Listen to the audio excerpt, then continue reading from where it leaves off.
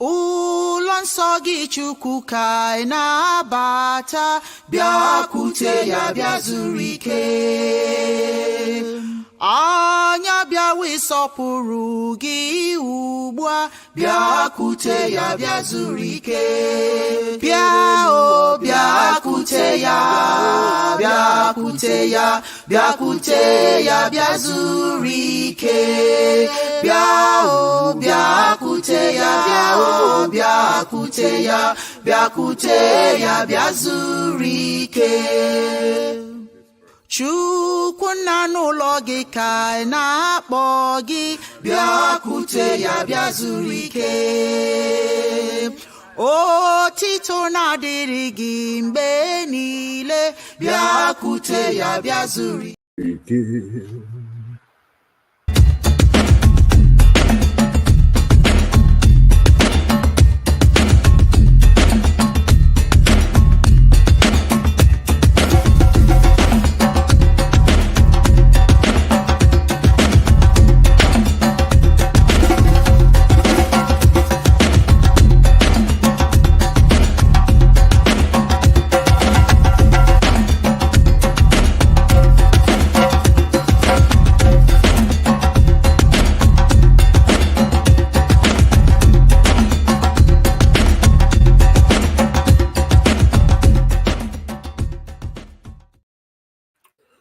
Otito niile dịrị Chineke, ọbasi dị elu, Chukwu obiọma, Chidi ebere, Olisa nwa amara, ka ụzọ anyị niile ọbụla bụrụ ihe, ka ihe ọbụla anyị kpatara aka bụrụ sọ mma, ka ụwa niile site n'ozi ọma anyị a nweta obi aṅụrị taa na mgbe niile ebighị ebi.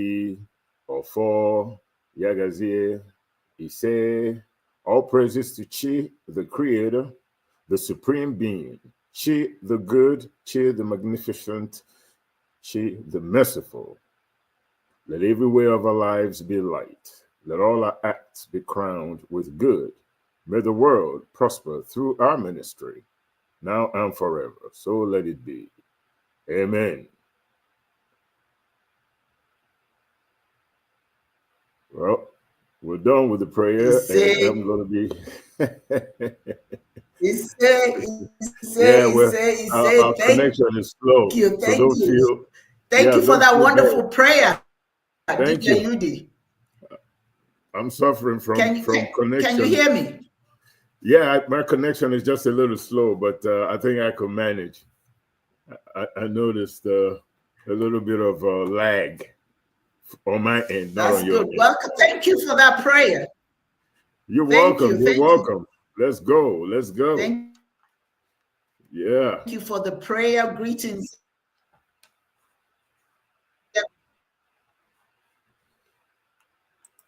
Yeah, we're slowing Greetings, up everyone. Welcome to Chism Live. You have met my co-host. I'm wondering, you keep saying, let's go. Are you not hearing me? No, I can hear you. You're not hearing me? I can hear you. There's a bit of a lag, right? So we freeze up a little bit. Okay. So I don't really know where the issue is, but you know, it freezes, it comes. You're fine right now. Complain to.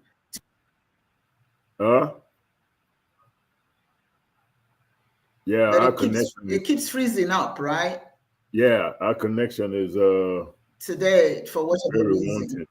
Yeah, but anyway, let's keep pushing. Okay. At some point, hopefully. Right. Anyway, welcome. Welcome. Yes. Oh my gosh. Welcome. Yeah, let's do it. I can hear you. Okay. Welcome to everyone. Thank you for joining us today on this episode of Chism Live. I'm Okedibia Dr. Wonyon Husimri. I'm your host today, and you've met my co-host, Yudi Onyoha. Yudi Ndewoka. Sorry about all the challenges we're facing this morning. Yeah. Can you hear me clearly? Yeah, I can hear you. Day one. So far, so Thank good. you for that prayer. You know, it's so, I don't, okay. I would like to add our co-host for today, Dibia Chedozie Ndewo. How are you? I'm fine. I'm good. Dibia Chedozie, can you hear me? How are you? Anomia, I Good, can good to hear see you. Can you hear me? Yeah, I Look can at hear how you. handsome you look. I can hear Yeah, you. yeah, I'm good. Yeah. I'm just We fresh had from the village. we had a little challenge this morning. I don't understand. Okay. Oh, okay. So you have all that village fresh air. Yeah, You have yeah. all the I village went. fresh air with you today. Good. Well, I went for my mother-in-law's burial. We went to bury my That's Oh, mother-in-law. wonderful. man. That is never Oh no. a happy occasion, So man. So Oh, sorry I'm to so hear sorry that. to hear that. I didn't have the time to notice the freshness of the village air. I hear you. It must have been very hectic. Please Yeah, accept very, our very. In fact, my condolences from the madam is still there, Cheers so family. I had to come. In fact, I came back not too long ago. Yeah. Okay.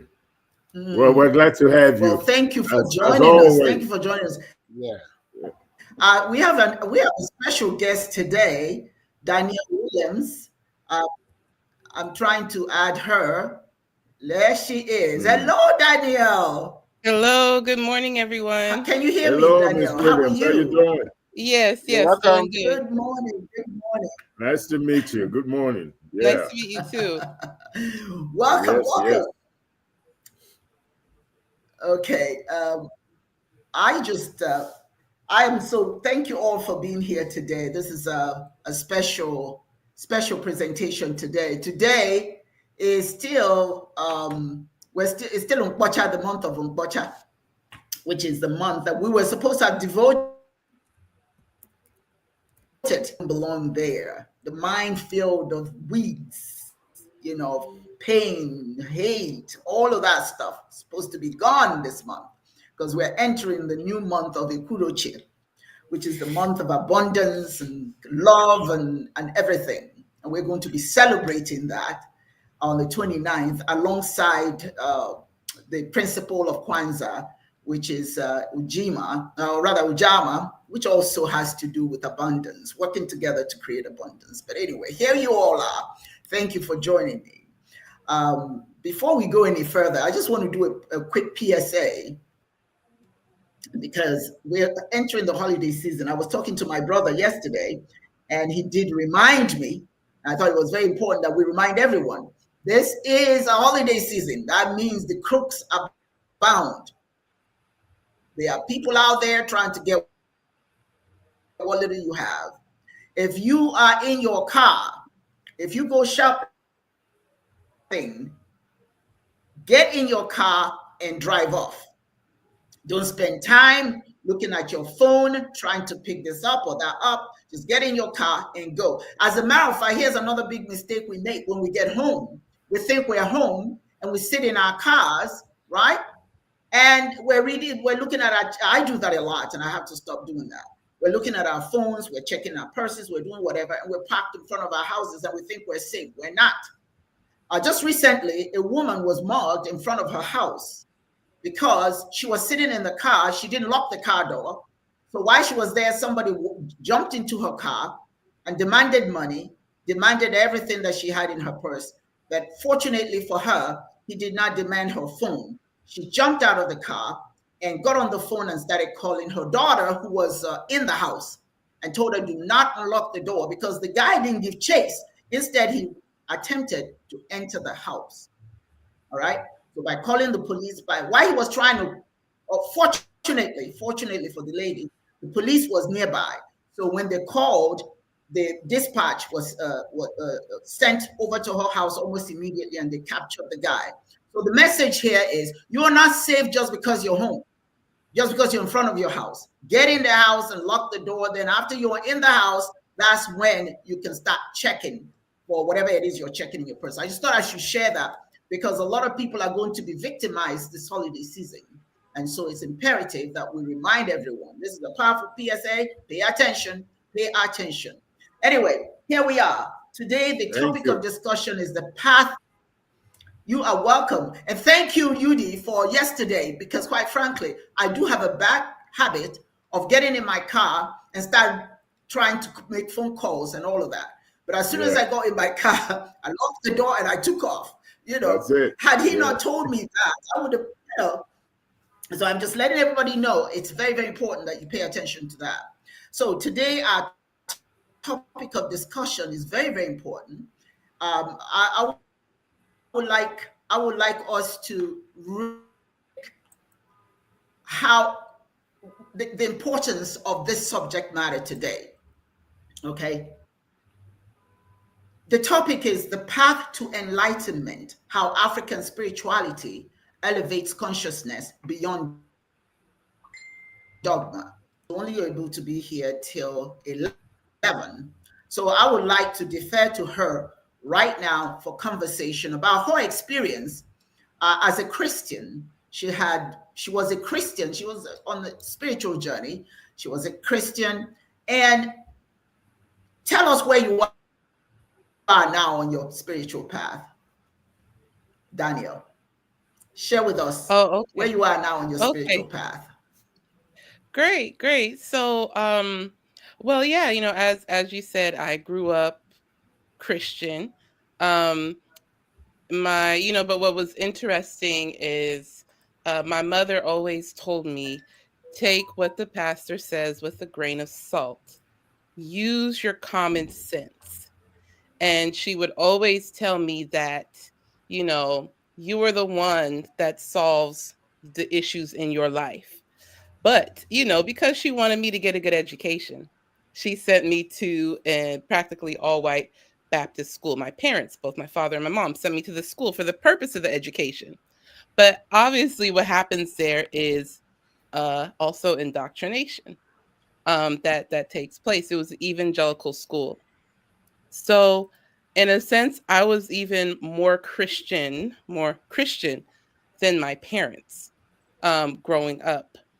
And so, and in a sense, I didn't follow the direction that my mother gave me, which was take what the pastor said with a grain of salt, use your common sense, and that you are the master of yourself. And so, as I got older, I got deeper into the evangelical Christian theologies. And I would say through many life experiences, um, I started to question some things. Um, and in particular, I was in my 20, I was around like 25 when I started working in social justice. No, maybe 27 or 30 as a community organizer with faith communities. And around that time was the Black Lives Matter movement. I remember it started with Trayvon Martin, and then it was the killing of Mike Brown. And so, a lot of conversations were being had about our spiritual practices. And I recall being frustrated because I'm like, where are the churches? Why are they not speaking up about what's going on? What's stopping them from getting to the streets and transforming our communities? Now, there are many churches that do that work. So I want to be clear about that. But when I was looking at the whole, I was seeing some issues. And so, I was going on my own theological journey where I read the Bible in its entirety, I read the New Testament in its entirety, my own self, to try to make sense of things. And I'd always ask my pastor questions during Bible study, and he'd be like, "Oh, we'll get to that later. We'll get to," always skirting my questions. So, um, I just started asking questions amongst myself, and they weren't necessarily getting answered. So professionally, as I was working with clergy, I said, you know what? I need to be trained in order to work with this clergy. So that's when I decided to go to seminary. I moved to New York and went to Union Theological Seminary. And that was when I was able to, seminary keeps it real. Most seminaries keep it real. Now, what people decide to preach is another thing. And it answered a number of my questions, and it gave me the ability to question in a safe space because we're not really allowed to question. But it also gave me more tools to explore African spirituality. Prior to me coming to seminary, I was joining these weekly Orisha prayer meditation calls with Ia Funayo, with Ashe Ire. And when I got to seminary, I was able to take a class on African spirituality. And then, of course, being in New York, you're around so many traditional congregations and temples that you can go and visit and learn more. So between studying with Ia Funlayo, taking my classes at Union Theological Seminary, and going to different festivals for the Orisha and ancestors, I was able to learn more about African spirituality, which actually felt more natural for me. And so, some of the things that I was grappling with that made more sense to me, as I told you, my mother said, "You are the master of yourself." And I remembered in the way in which Christianity was taught to me and practiced is that, and I remember a pastor's wife telling me, "You know what, Danielle, you rely on yourself too much. You need to rely on God to fix your Mm. problems." Now, of course, I prayed, I would have faith, but obviously, faith without works is dead. I have to put in work to make that change, and so that was one of the things that African spirituality, the accountability factor was just very, very high. In that, yes, you are the master of yourself, that you have your own destiny, and a divine within you. Not that I'm a blank slate and I'm here to do the will of some Father God deity. And speaking of which, this Father God deity, what I really, really embraced with African spirituality was being able to see a divine that looks like me. That is not just black, but also woman. And to be able to see the feminine divine represented in African spirituality, um, it meant a lot to me on my spiritual journey for many reasons. And, the other piece about it is, you know, when I look at for within my own journey, would look at the God of the Bible has just a very, very particular personality. Very, very particular personality. Yes, loving, caring, all of that, but also a jealous God that says that I am the only one and there shall be no others. And I'm like, that jealousy stuff is weird. And you know, African spirituality introduced me to a variety of deities. In the Ifa Orisha tradition, it's the Orishas. And then we have our ancestors. And so when I think about this pantheon, if you will, of deities, it helped me to understand who the Most High is. With all of these different aspects in nature and in the spirit world that are ultimately a reflection of the Most High, and it helped me to be able to have a better understanding of God. And so those are, I'm trying to think if there's anything else. Those are some of the things that um contributed to me being on my journey. Oh, the other piece that I really grappled with, and seminary helped to answer this question. I strongly believe that those of us, now I'm not the one to tell people to trash their own religion and throw it away. That's not me. But I will say this: as people of African descent, if we are practicing Christianity, we have to deal with the reality of how that tradition was used to subjugate our ancestors and to subjugate us. That is just a reality that we cannot run away from. And we Well, have to be honest about it. And yes, our ancestors also, in the African American tradition, they also took that faith tradition and flipped it to work towards their good, right? In some aspects, in terms of fighting for freedom and inspiration for social justice, right? But we have to be honest that there's certain elements of that book that have been used to subjugate, to enslave, to kill, to genocide. And if people are not honest about it, history will only repeat itself. The one thing that I struggled with was in the evangelical world, they tell you that you become a Christian or you get into heaven when you profess that Jesus is the Son of God. And I was like, oh, wait, that's all you got to do to get to heaven.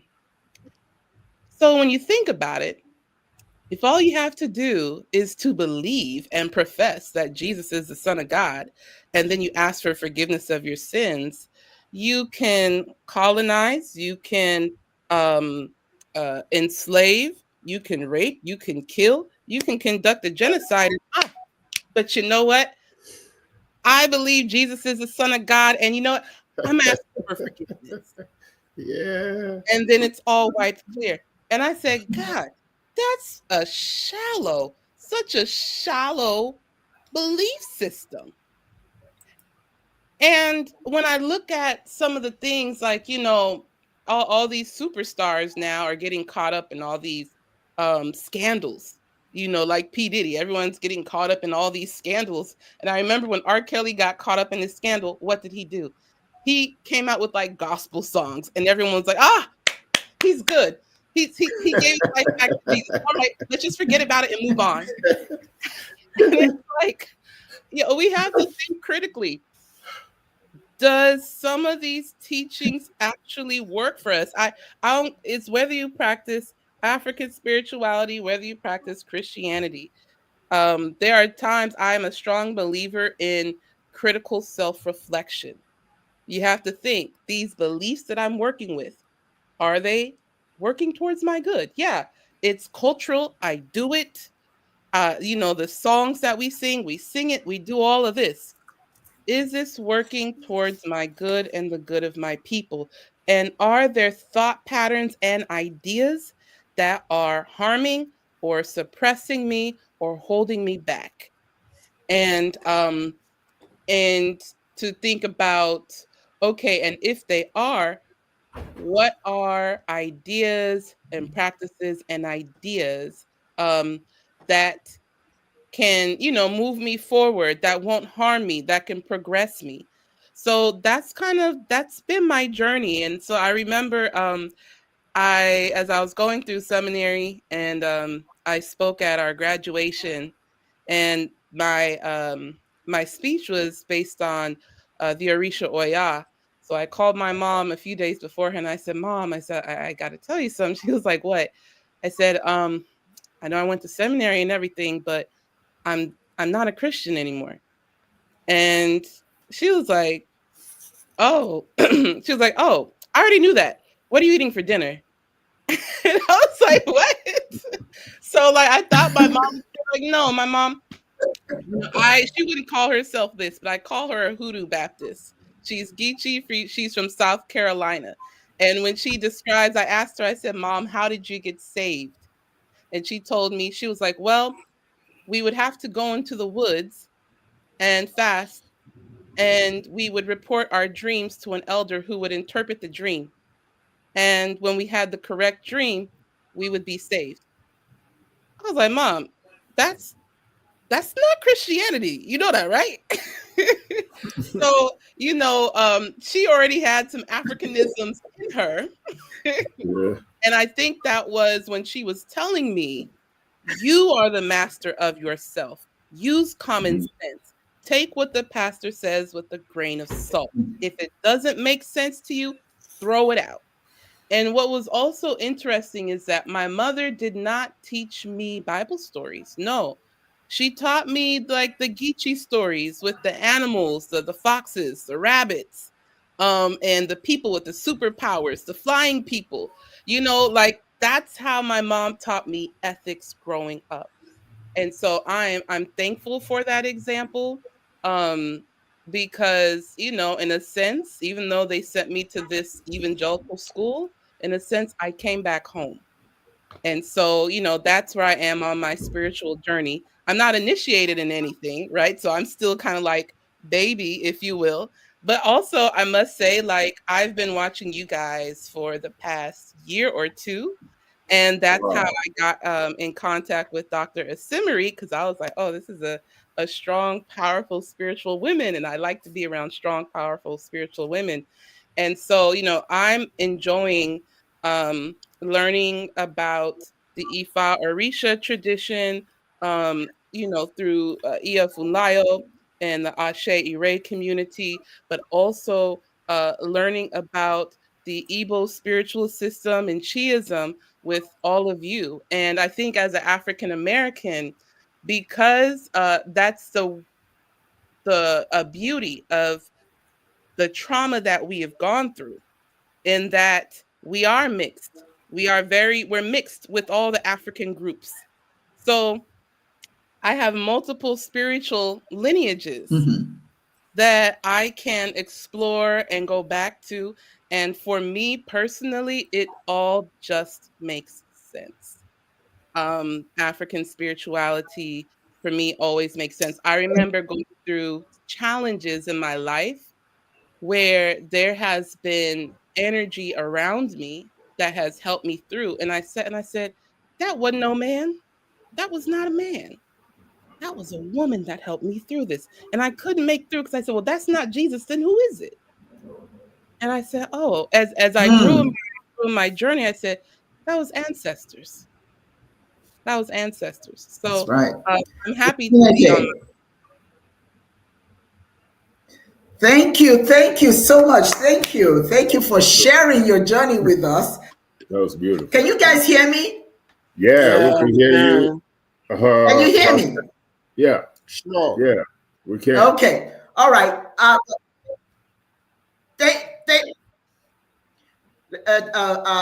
We're going to discuss her in a minute. I have Dibia Dozier who's struggling with his internet over there. He sent me a text, so I'm going to give him an opportunity before he disappears, before before Daniel disappears as well. I want Dibia Dozier share your thoughts on this topic, you know, because I personally feel that as a Chiist, as a practitioner of African spirituality, I am not in any way forced to have to believe in a particular anything. I am encouraged to think, to ask questions, and apply what I learn to real life, you know, not based on, you know, falsities, because falsities out there, but what's real. I feel very empowered to be a spiritual, a Chiist, because just because somebody brings something to me and says God said doesn't mean I embrace it. I have to ask questions. I have to find how that works in my life, you know, how that makes me a better person. So Dibia Chedozi, I want you to share, given the time we have, share your journey, share with us your thoughts on the subject matter. Yeah, so Daniel, you're welcome. I hope you can hear me all. Yes, we can. It's a similar journey. Yes, we can. I finally left Christianity way back 1994. But before then, it was a big struggle. I think since I was a kid, I've always fluctuated going to taking church seriously and then questioning myself. Who am I? This thing I'm doing, where does it take me to? And then I had a father who would always tell me, worry your brain, use your brain. And he told me, he says, the brain is a tissue and it can flow any direction you want it to. Use your mind. Though when it comes to the Christian dogma, it really was a war between me and my family. And so I remember it was in 1989, we went to Iroto Conference Center, a Catholic retreat center at Ekpe, Lagos here, and bordering it. Hello, I hope you can still hear me.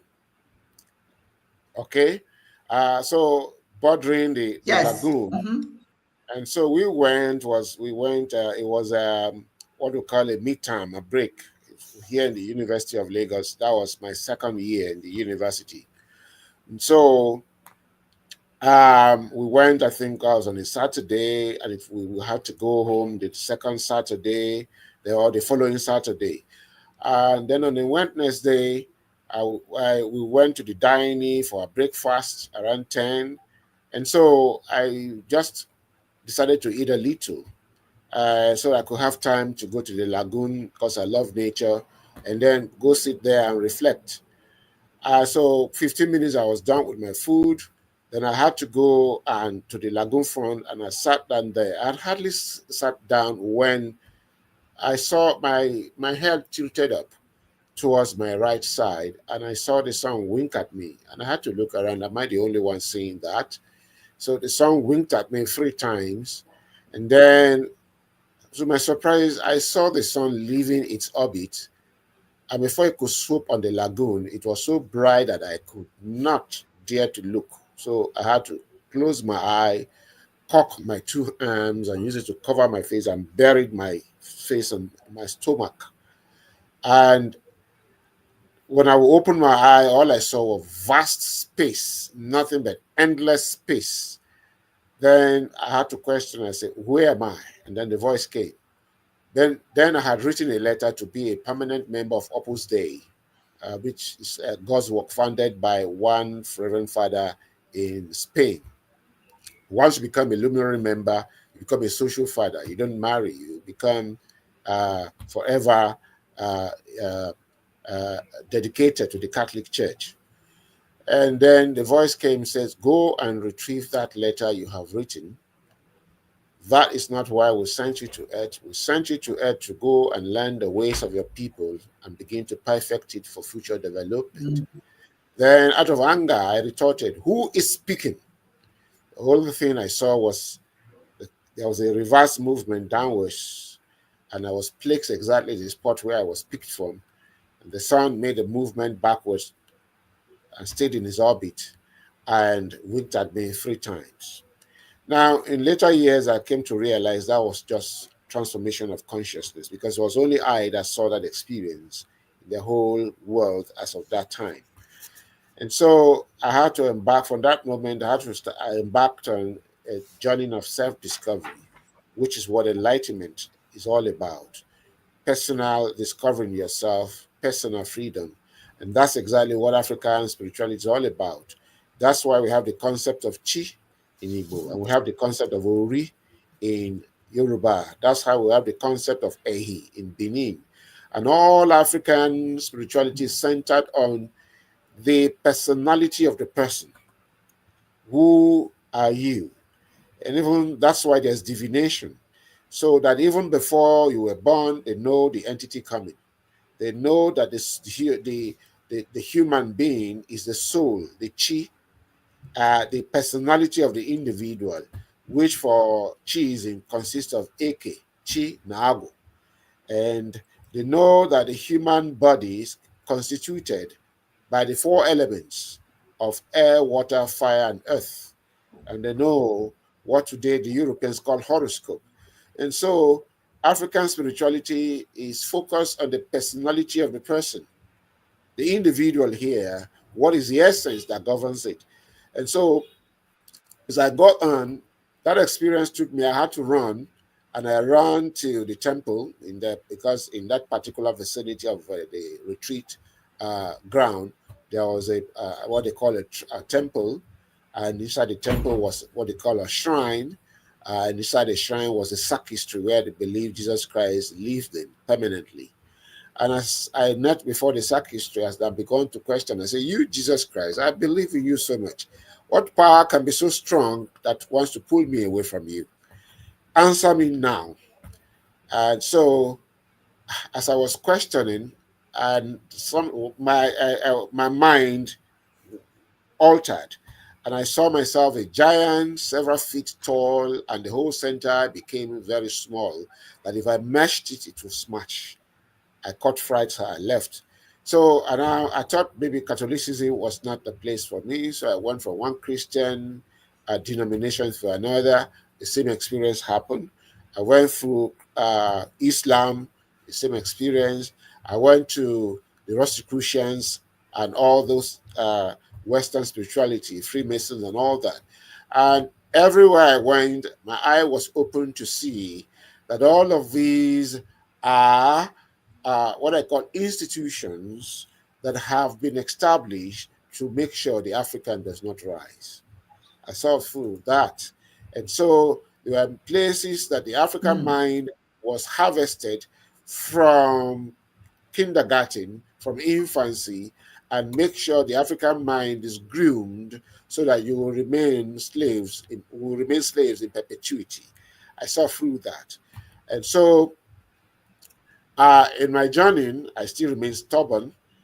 Things went too hairy for me that for a year to 2 to 3 years, I could not even change my clothes. I looked for job I couldn't get. Others would be taken, I would not be taken.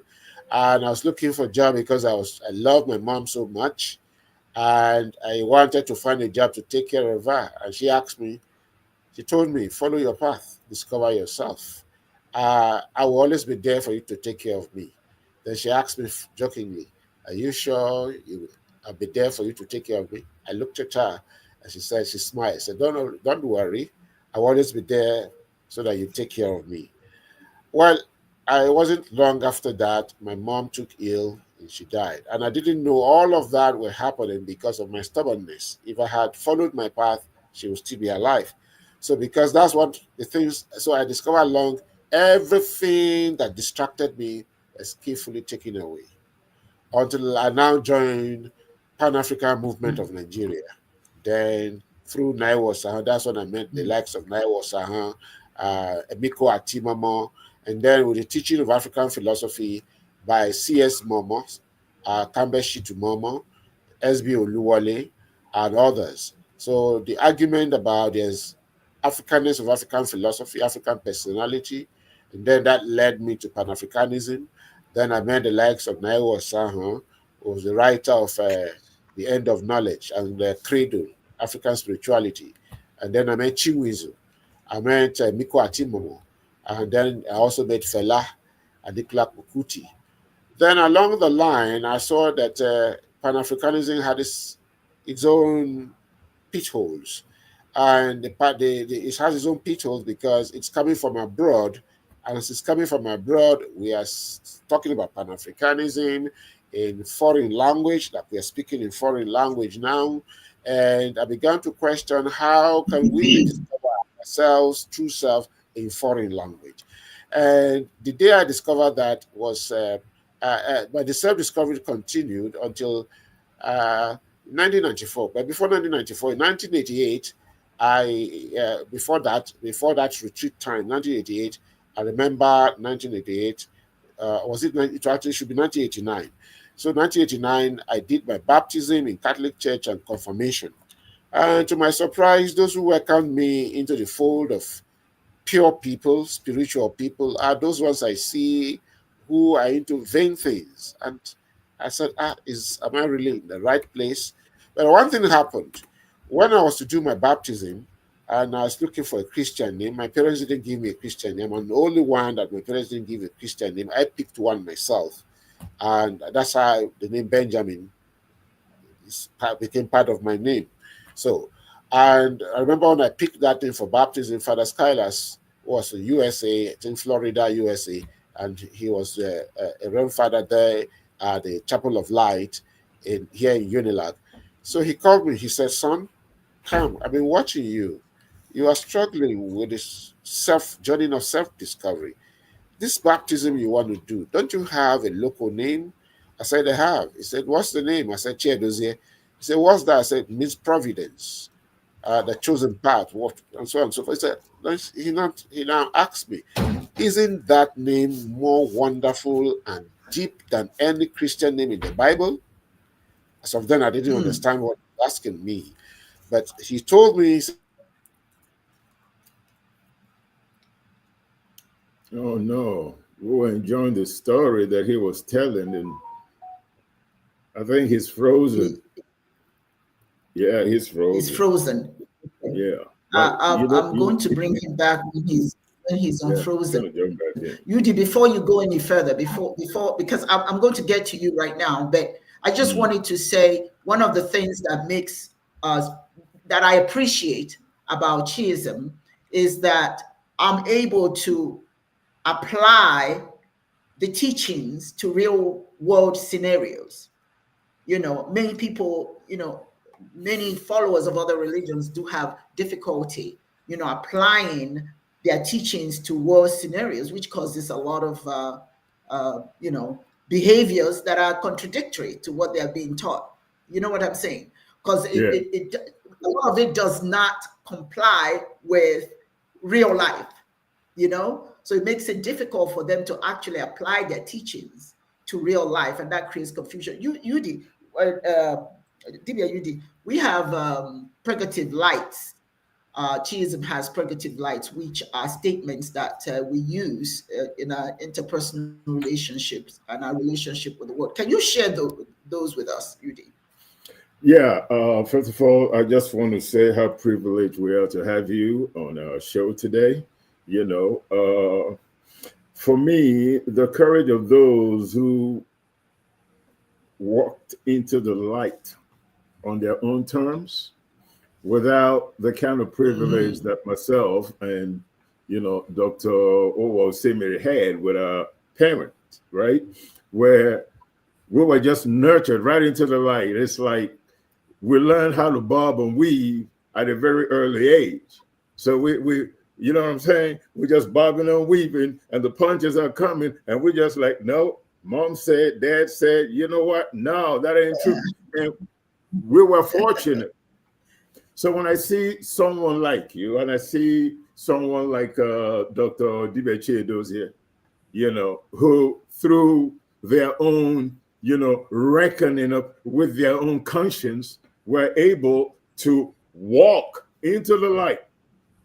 You guys are my heroes. You're the ones that I really look up to because you had the burden that I didn't have. And that burden is burden of family and friends. See, we learned how to handle people outside of the family just by listening to our parents telling us, don't worry about it. We've given you the armor of Chineke, the armor of God. Just put that thing on. The armor of God is knowledge. Knowledge is supposed to build you up. It's not supposed to limit you. And I know verses in the Bible that tells you that my people suffer due to lack of knowledge, and then also turns around and tells you my people are dying because of knowledge. I mean, let me tell you something. We need to really give a lot of thanks to Eve for eating that apple. Imagine what the world would be like right now if we didn't have that knowledge that we gained because Eve ate the apple. And Adam sitting over there complaining, well, you know what? If you hadn't given me that other crazy woman you gave me, Lilith, started blaming God for giving him Lilith in the first place. Now he's the one that whined and complained about Lilith. So God said, well, you know what? You don't want Lilith? I'll give you something even worse than that then. Gave him knowledge. Gave him Eve. So we all need to thank the women in this world for the knowledge that we are enjoying right now, because if the woman was not defiant to say, no, I just can't go through life and not know anything, all the stuff and the beauty that you created around me, I need knowledge to be able to interact with it and sustain myself. But that's biblical, that's Abrahamic, because in African spirituality, in our spiritual consciousness, God said, Floriette, everything that I've created around you is for your good.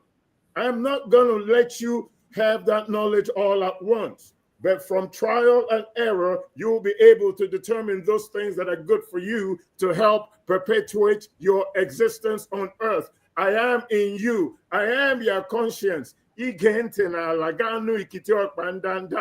you put your ears to the ground, you will hear the footsteps of the ant. That's your consciousness. That's your chi. That's Chineke, reminding you that your Ikenga is your key to happiness. when you are in touch with yourself, with your talent, with the talent that God gave you, it will guide you to the hallmarks of your akaraka, your happiness. Those that go through life making a living, doing what they love, never work a day in their life. Now, having said all that, that is the premise of African spirituality. Now we have certain tenets, certain moral compass that we abide by, that rules African spirituality across the board, regardless of what African spiritual persuasion that you believe in. We all have certain commonalities across all religions: Abrahamic, Hindu, Shiism, Urumilarism, Shintoism, Confucianism, Buddhism, Sikhism, Baha'u'llah-ism, all the isms, over 400 of them.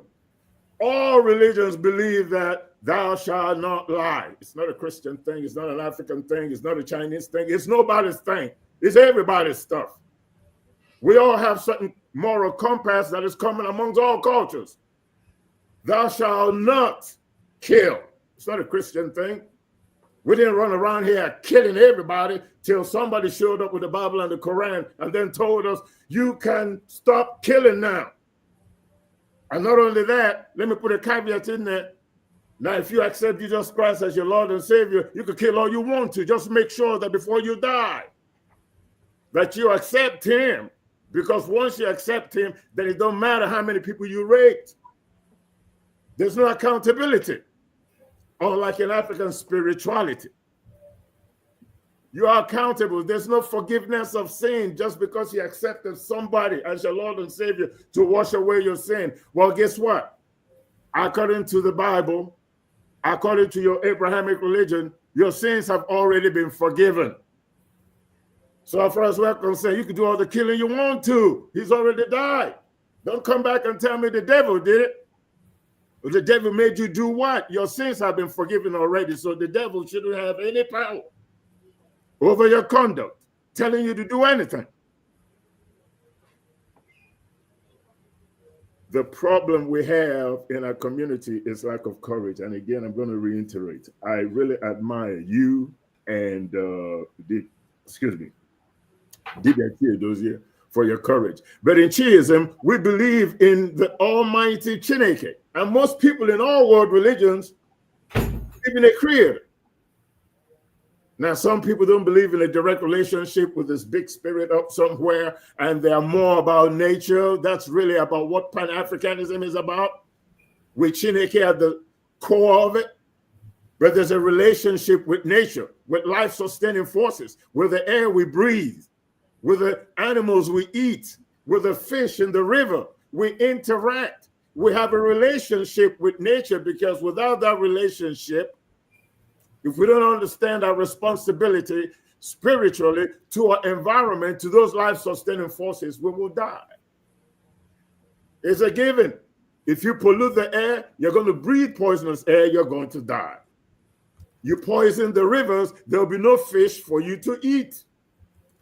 If there's no vegetation, you can't be eating any oranges or potatoes because there's no land, there's no rain coming down. The ground is not fertile anymore. The Sahara Desert went from being a very farm, a rich land to a desert. Nature takes control, and sometimes it's man-made.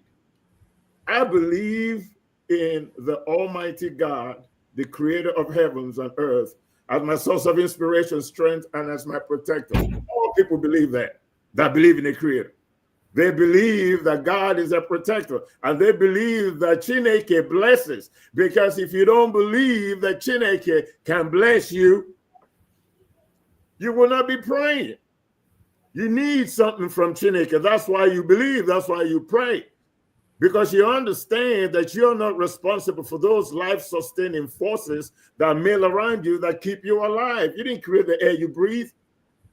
Religion became automatic. You had to give thanks to somebody, to something, to some higher spirit responsible for those things around you that keep you alive.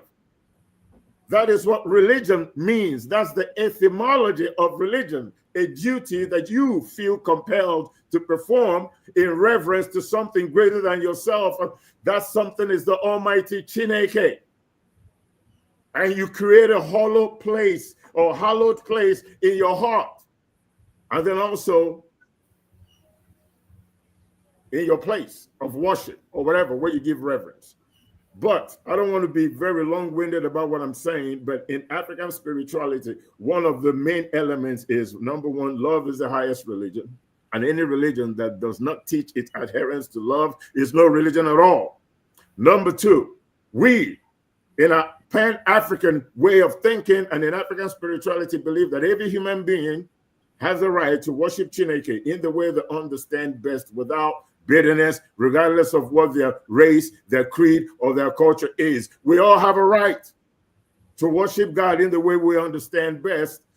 Here's the difference. Where we find ourselves today. Dibia Yudi. Hold your thought right there. We're about to lose one of our guests. Hold your thought right there, because you're going to come right back. It'll be you and I left to talk about it. But Dibia Chedoze is almost out of opportunity to continue to talk. So, Dibia, I'm going to give you the time so that when you black out on us, we don't. Go ahead. I got your message. Go ahead. Yeah, as I was saying, Father Scalas told me that he saw as of then, in 5 years, I will reject the name Benjamin. And that happened in 1994, when I finally left Christianity. Because 1989 to 1994 is exactly 5 years. And so then I started my journey on self-discovery.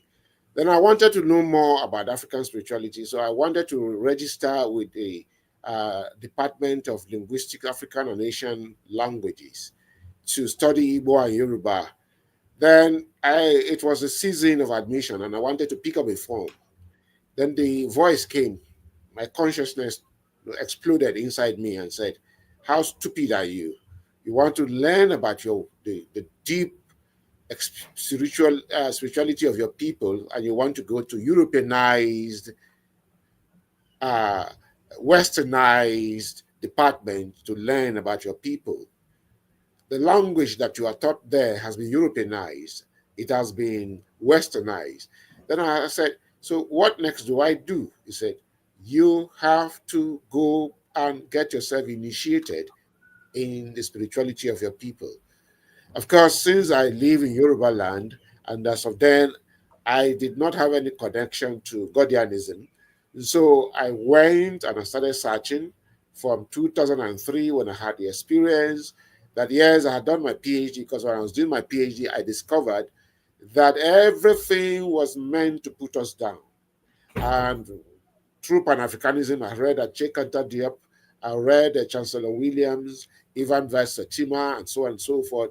So Pan-Africanism opened my eye to the fact that we are endangered species, and that this century is the last century we have to do anything tangible about our group enlightenment, not personal enlightenment, because we have personal enlightenment, but one tree does not make a forest. So an individual does not make history. Yes. So what makes history is that the individual that discovers self has to form a group, have to form a nucleus so that others can join. And then we now begin our collective enlightenment, which is a journey to not individuals now, not the individual, but individuals begin to discover themselves within their spirituality. And that is when I say Chiism is doing the right thing, so that I can call it short. Chiism is doing the right thing because you provide a platform for people to come into self-group discovery. A platform where we'll meet and you are doing a lot, and then you're not only talking it, you're acting it. You've gone to the extent of the two of you putting money together. God knows how long it took you to buy a center where we can meet physically, not just meet on the internet, in the cloud, like we are now in the cloud, but where we can meet physically and touch base with the earth. A center is very important. And that center Yes. could actually become a place where even the Cheese University can take off, because there's a physical place that students can come in. Yes. So it could bring about a lot of revolutions about the Yes. cheese philosophy and cheese spirituality. Yes. And so I'm saying kudos. Those of us who are journey of self-discovery, it's a life thing. Yes. And I will urge us to continue to be the shining light to upcoming people, because every individual would need to look up to a star, and that star is you and I here. If we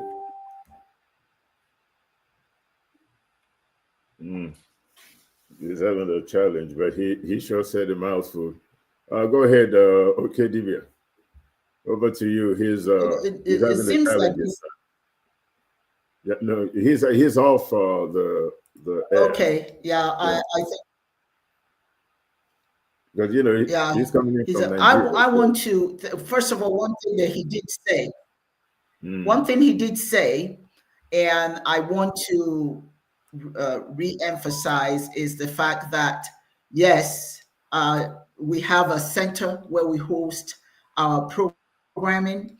On the 29th of January, we're going to have a celebration of Ikuruche, Nkumi. That's where we have our um, the title of, oh, okay, yeah, he says that his battery has finally flamed out, so that's why he had to, Okay. that's what happened. Yeah, I just wanted to announce before I go back to DBIUD so he can finish his thought, and then Daniel, we are going to be meeting on the 29th of January, I mean of December, in celebration of Ikuruche, the spirit of Ikuruche, and of course Ujama, which is a principle of Kwanzaa. But I just want to share where we are going to be so that you can, for those of you who are in Atlanta, Georgia, please do not be bashful, if you will. Don't hesitate to join us, because it's going to be a wonderful, wonderful celebration. So I just want to show you just very briefly where we are going to be hosting our program, and hopefully those of you who are here can join us. Okay, this is the waiting area, and then this is inside the reception area, and of course we have the extra space for sitting around and what have you, and of course where we host our event. Now we've got a nice little kitchen in there for coffee and tea and what have you. We're paying to be here, obviously, and this is the space where we're going to, this is the room where we're going to host the celebration. That's where we have a Nkumi, and that's once every month. And the whole, so we get to use all the space we want. So we have a wonderful place for you to join us on the 29th if you're here in Georgia. But here's the thing. In addition to that, we are going to make it so that you can participate in the ceremony via Zoom, either via Zoom or via StreamYard. So everybody gets a chance to participate. So if you can't join us physically, you can join us via Zoom or via StreamYard. So that's where we meet. Isn't that wonderful? I'm so excited. You just Come don't on, know. a little clap is in order. It's been a journey. It's been a journey. It's a beautiful, And okay, Divya and I beautiful have been on place. this journey. Beautiful. Yeah, for a long, long time. And Yeah, and we finally have to this point, it's quite a beautiful. number of people that participate. Okay, Yudi, now please, Dibia Yudi, finish your thought. I'm sorry. Yeah, not a problem. Actually, Continue just to kind of get back to what Dibia Dozier was talking about the collective effort, about the individual aspect of Pan-Africanism, is, how do you say, adjusted a little bit to not just address you as an individual. I think on the individual level, it is just a way to make sure that you are aware of what your responsibilities are to your community, because in Pan-Africanism and in African spirituality, the community comes first before the individual. It's about communal responsibility. It's about the community. It's never been about the individual, because we believe that if the community is successful, if you can move the community in an upward trajectory, everybody benefits from it. You know, how do you say, a rising water or rising tide lifts all boats, right? So you concentrate on everybody being responsible for the good of the whole. That's Pan-African thought process. While we emphasize individualism in terms of your spiritual belief, I believe that every human being has the right to worship Chineke in the way they understand best without bitterness. That's on a personal level. Collectively, my father, right? The founder, not the founder of African spirituality, but the founder of Gordianism, Global Faith Ministry, right? Not the ministry itself, but Shiism. Interpreted in English is Gordianism. Interpreted in Igbo is Chiism. It's the same thing. It's just one African Igbo name and one English. We associate both of them because in the beginning, when Gordianism was organized, it was a group effort by a bunch of Pan-Africanists that came together to liberate the Black man and woman, not just from physical bondage, but from the mental aspect, because they believe that you not only have to get the chains off physically, but you also have to remove it from the mind. Like my sister would remind me always about what Stephen Biko said, the greatest tool in the hands of the oppressor is the mind of the oppressed. That's right. Don't worry about the chains. They can take the chains off. But if they put that stuff in your mind, they got you for another 1,000 years. See, the chains will heal when the scars on your arm, right? You take it up, it's going to heal. And after a while, sometimes you even forget that you used to have chains on.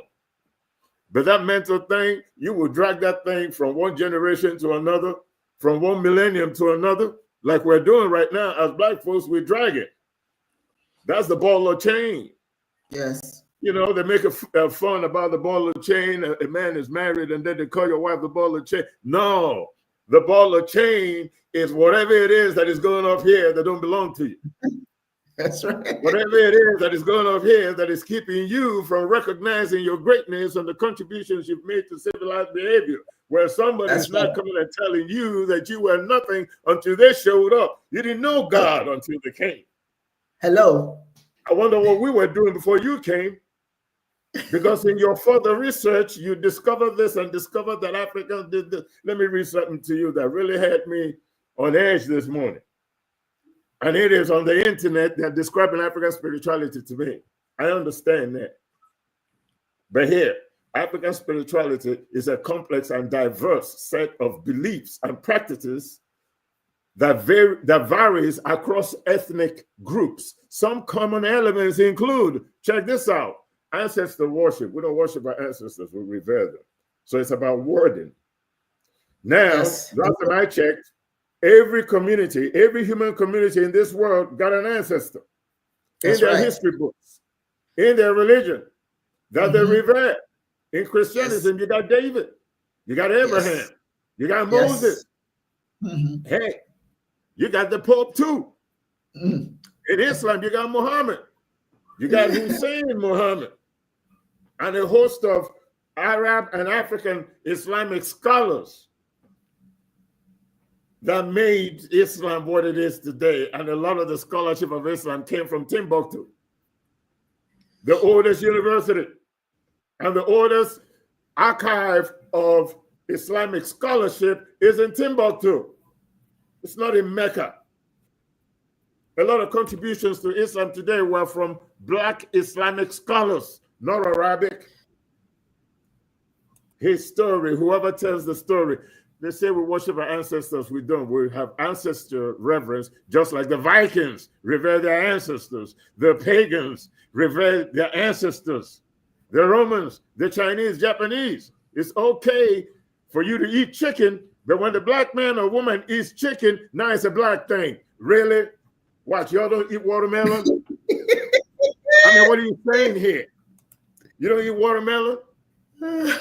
You eat the same thing we eating. Now, if you talk about chitlins, now maybe you're kind of hitting close to home over there now. You know, I'm going to tell you to back the heck up a little bit. Now, you're talking about some chitlins. You know how we got to them chitlins? Because y'all weren't letting us eat what we're supposed to be eating like everybody else. We had to make do. That's how chitlins came into being. So don't talk about my chitlins now. My survival used to depend on that. You know what I'm saying?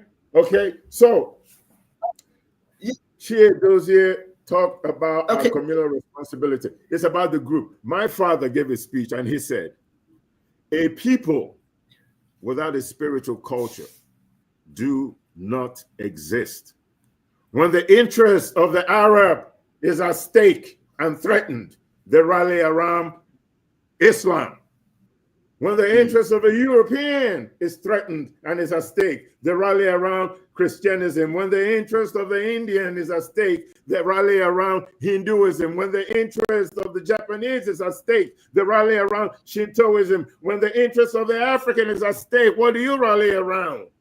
You rally around the same religious and spiritual doctrine that justified your enslavement in the first place. Who's the fool here? Dibia, you and I are going to have an hour and a half to continue to talk. She's running out of time as well. Right. So let her, and once she's done, then I'll bring you back in. Go ahead. Yes, go on. Go ahead. Go on, Daniel. Oh, you know, I'm just enjoying the conversation and, you know, and taking it all in. So, you know, yeah. So the point is that it's come to a point where we have to have something to rally around where the interest of the African is at stake, right? Like I mentioned before, a people without a religious culture don't exist. One of the reasons why we as people of African ancestry have no respect or get no respect from anybody else is because we just don't seem to do anything that is African. We just think it's about wearing the clothing like we are on the screen right now. You know, I wear a suit too. That don't make me European. I could wear Japanese, what they call that thing, sake or whatever they call them, sake or whatever. That don't make me Japanese. It's just clothing. But a lot of us, even those of us that think that we're now conscious as Africans, just because we're putting on some African clothing, but then we in church on Sunday, right? You know what I'm saying? No, there's nothing African about you if you ain't all the way down to your spirituality. Because when the interest of the African is at stake, you better come up with something that is going to create the sense of responsibility and belonging and a sense of urgency in the hearts of the African to rise up together, to unify. Because these foreign religions and all these differences that we see, it's just there to, you know, dislocate us and keep us, you know, not unified, because they understand, like my Aunt Angela said, if you want to strike a mighty blow, you got to clench your fist. You got to bring it all together. If not, you're just slapping people around and your chances of knocking anybody out is 50-50. But you do this, now it goes to 80%. All that you need now is some power behind it, and your guy in front of you is going out. That's what we got to do. We have to come to the realization that there's no difference between the Jamaican and the African American and the Nigerian and the Ghanaian and the African who is from Australia, who was born in England, who is in Haiti. There's no difference, because when they see you, they don't see an African American. They don't see a Jamaican. They don't see a Ghanaian. They just see a black person. The language is speak. Right. They don't care. We suffer the same prejudices, the same racism. There is no difference in your blackness, in your Africanness, no matter where you come from, as long as you're a black man or woman. So I threw that in there to be politically correct. But if I stick to the song, no matter where you come from, as long as you're a black man, you're an African. I don't want to hear about your ancestors are Cherokee Indian. I don't want to hear it. I don't want to hear that your ancestors is freak. If you're black, you African. Okay, let's tell the truth. That's what we do here at Chisholm Live. We tell it like it is. We don't sugarcoat anything. We don't. Yudi. Yeah. Yudi. Yeah. Go ahead. I want us to add to this conversation. Okay. Yeah. Thank you, Yudi. Awesome. You see,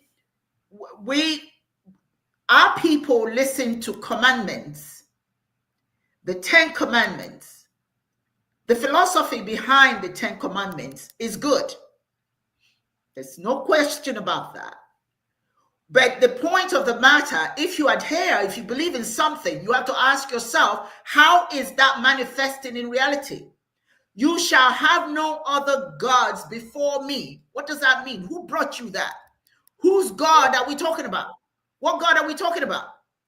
That means whatever your ancestors believed in, you should bypass those, put those aside, because their God said, you shall have no other God but me. Yeah. If you don't understand what that means, you don't have the right to ask questions. We in Chisholm, we say no. That may be your belief. That may be what your ancestors have told you to do.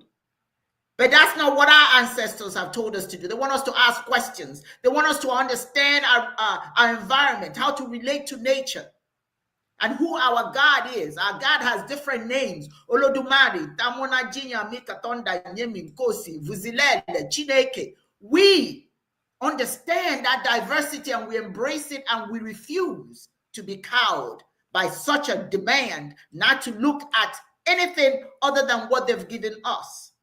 You shall not make yourself an idol. Mm-hmm. Who is the idol? You shall not make yourself an idol. In African spirituality, the Africans carve out what they understand God, Chineke, to look like for psychological focusing. Yep. They focus on the image they put there. Doesn't mean they worship that. But you tell us that's an idol, and yet you go to your church and I look up at this idol hanging on a cross. Hello. Can I say that again one more time? Hello. Now, you know what I'm saying? Don't tell me about you, about your God. Show me. But when you tell me not to do these things, you're telling me to discard who I am and embrace who you are. It's okay if that is your tradition. It's okay if these are the dictates of your ancestors, but don't force it on me. Don't diminish who my people are. You shall not take the name of the Lord your God in vain. What name?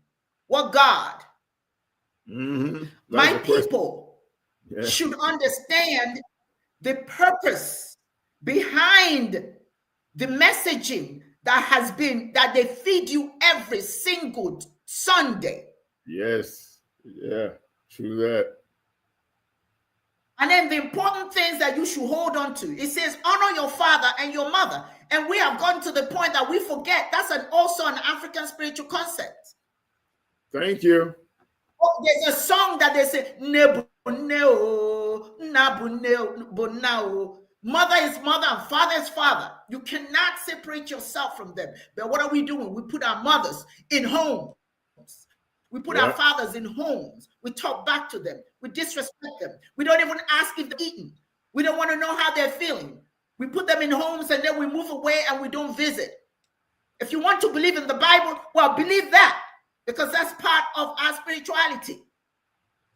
You shall not murder. And yet I live in a country in the United States where murder is like a pastime. Yeah. The Bible says not to murder. If you see murder, then you must frown upon it. You must resist the urge. You must not participate in it. You shall not commit adultery. Yet the pastors are committing adultery every single day.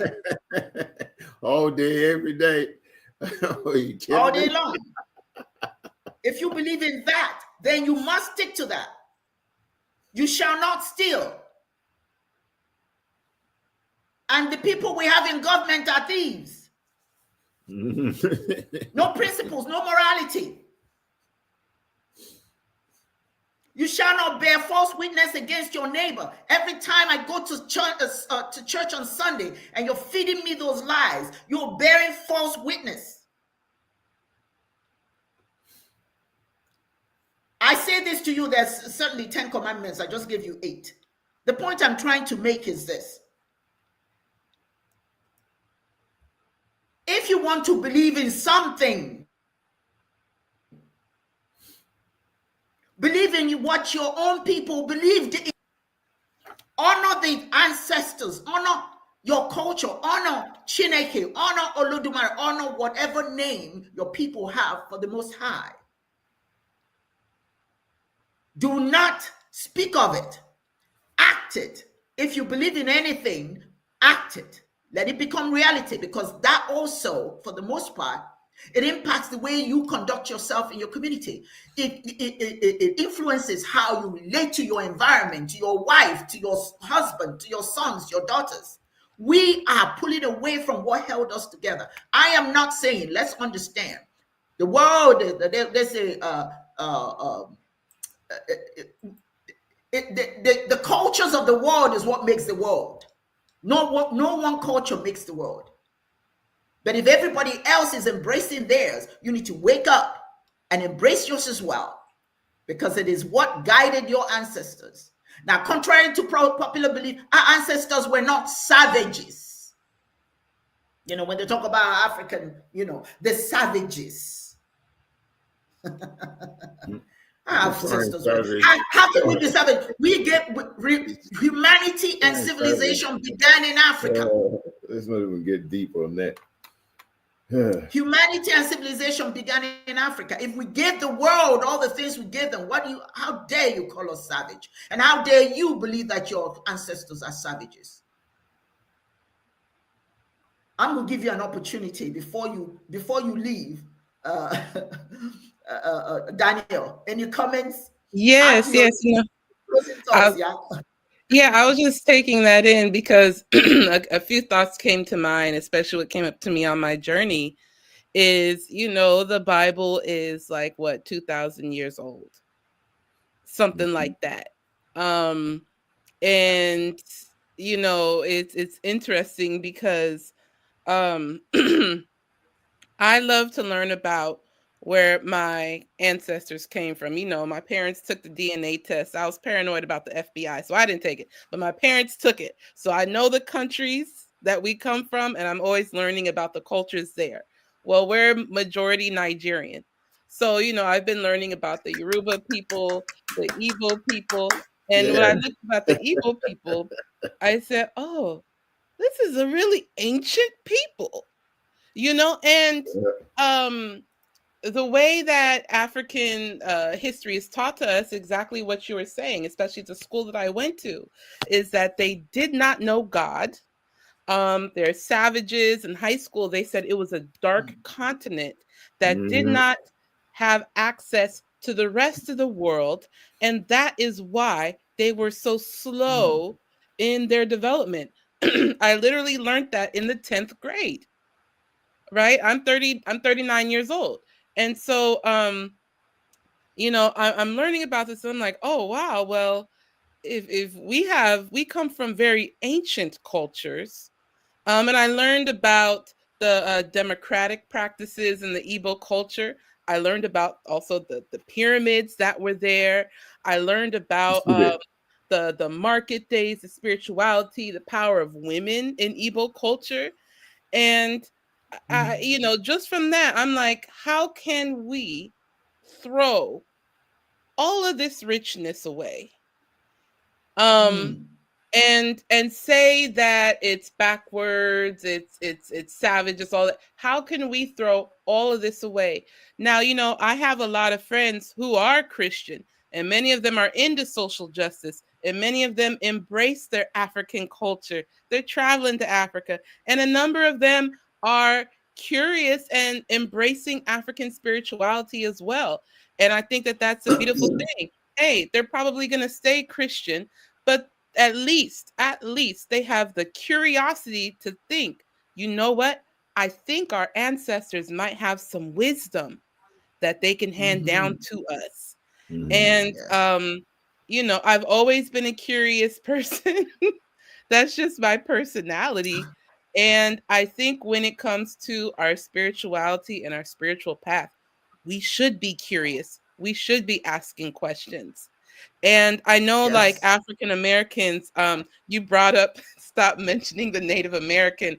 Listen, I mean, if we're not Native American, then they say we're Moors, then we're Egyptians, then we're Hebrews. I'm like, look, I looked at my parents' DNA test. We talk about it all the time.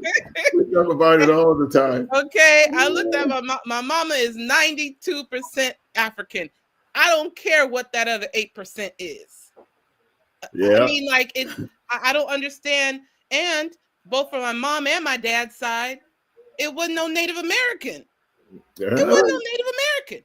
Yeah. So, some of this, I think it's because of the journey that we've been on in this country, and how the way that slavery was done, it was done intentionally to wipe away the languages, the cultures. Yeah. But the reality is that some of that stayed with us. Yeah. Like, we call it the Yes. Africanisms Yes. that stayed. And and that's what, when I look at my mom, like, and how she got saved. Now, she said that they went into an aunt's attic instead of the woods because they were about the soft life, right? But, that's like an Africanism that stayed because they were Baptists and went to church. And so it's like, some of us may feel that we don't have a connection to Africa, that there's nothing, for the 400 years that we've been here, we've been completely detached. But that's not true. Look at our culture. Look at our culture. Look, even when you look at our spirituality, because even Black Christians were already deconstructing the white Christianity, but they didn't have the African spirituality. They just knew, hey, you know what, some of this stuff these white folk on, I don't know about that, right? And so sometimes we feel that we're not connected, but we are, if we actually uncover and look closely at how we practice Christianity. We'll see that it is still infused with Africanisms from our ancestors. And that, to me, is the gateway of curiosity to see what were the tools, the philosophies, and the ideas that our ancestors had, even here in the United States. Here in the United States, looking at the spirituality of people like Harriet Tubman. Was she a Christian? Sure, but she also had some Africanisms in there too. So we got to be clear about that. And then we go back to the motherland to see, okay, what were these traditions and these philosophies that our ancestors left to us, and to be able to explore it, to be able to honor it, and to take what works for us as we move forward. Because people, the other thing that you hear, because there's such a large number of, I have a feeling this is happening in Africa and the UK too, but there's a lot of young folks that are moving towards African spirituality in the United States. So there's now they're doing these counter videos, right, where they're saying, well, in African spirituality, they did human sacrifice, and it was the traditionalists that sold our ancestors into slavery. So now they're doing all these videos, and I'm like, listen, I got something to say about that. like, all human people, everybody's stuff has something that stank in it, right? Now, I love the episode that y'all did around the human sacrifice too. That was actually a really insightful episode where y'all cleared that up and also pointed out the hypocrisy, because Jesus is ultimately a human sacrifice. But That's the truth. you're right, but it's always like, what is the philosophy? And then we also have to understand, we have to be very critical that, and we have to be very clear that African spirituality is demonized across the globe. That's a Yes. reality. So whenever we Mhm. hear, oh, well, there's human sacrifice. Oh, well, the traditionalists are the ones who sold us into slavery. Oh, they do this, they do that. You ought to have a critical ear. You ought to have a critical ear and do your own research, because these traditions are maligned and they're hated. And you know what? I think, now I have to go back to my history books. I think that the Haitian Revolution had a role in that, Yeah, because that revolution Mhm. was yeah, rooted in African spirituality. And they said, you mhm, know what? Yes. Cut it off. Get yeah, them, convert them to Mhm. Christianity. We don't need any more revolutions coming about. All of that. And so, that's what I want to leave with folks, is to be very skeptical and to be very clear that our traditions are maligned because of the role that it had in our liberation. And Mhm. then I Yes. want to Yes. encourage folks to be curious, be like Eve, Curious. be Mm. like Mm. Eve, and be Yes. curious. Okay. yes, yes, I yes, give thanks yes. for Eve, girl. Eat that apple. Eat that Eat apple, that. Eat girl. that apple, girl. Eat Don't be that sucking apple. ignorant. That's what I'm talking about. That's what I'm I said, talking about. Eat that we apple. should we Let me should be say this so real grateful to quick. women, because if Yeah, she didn't eat that apple, we would yeah. not, our eyes would not be open to them. Let me Thank Okay. say you for this that. right quick. Thank you for sharing that. Yeah, let me throw this Thank in. y'all for Okay, Divya. having me. She said something, and before I lose this chain of thought, I got to put it down. And I want her to leave here with this spiritual message. I think it's very important, and I think that's what separates Pan-Africanism, African spirituality, with all the world religions. In African spirituality, we don't tell people what to believe in. You believe what you want to, as long as what you believe in does not rumple social harmony, right? I believe That's that right. everybody has a right to worship God the way they understand best. In other words, I'm not telling you not to be Christian. You can be Christian all you want to. I'm not telling you not to be Muslim. You can be Muslim all you want to. But in Right. African spirituality, all we're saying is the same respect that you want me to accord you, I demand that you accord the same respect to me. That's We right. could coexist, because that's what our spirituality is all about. Coexistence, unity. Do not rumple social harmony, because there are different ways to eat an apple. You know what I'm saying? See, That's I right. could bite it That's off, right. I could cut it, I could do all kinds of, but I'm eating the And it's still apple. an apple. Let me just eat that apple. Don't worry about how I'm eating it. But I'm eating that apple. I'm doing the same thing you're doing. That's African spirituality. Eat the apple. I don't care how you eat it. Let's all just eat this apple our own ways. Because diversity, Yes. take this with you. Yes. Diversity is divine. Yes. That is so true. And I just want to thank you so much. Yeah. No. One more Yes. thing. One more thing. I One more want to thing. I let gotta me say this. wish her There well, it is. and then we'll continue. Yeah. Mado, Buchi Ibea, you're like God to your fellow human being, because all God's blessings flow through somebody. If you need help and you call Dr. Owa Osimiri Okedibia for $100 to pay your bill, but when you woke up in the morning, you prayed to God for $100. Then you called Dr. Osimiri and she gave you $100.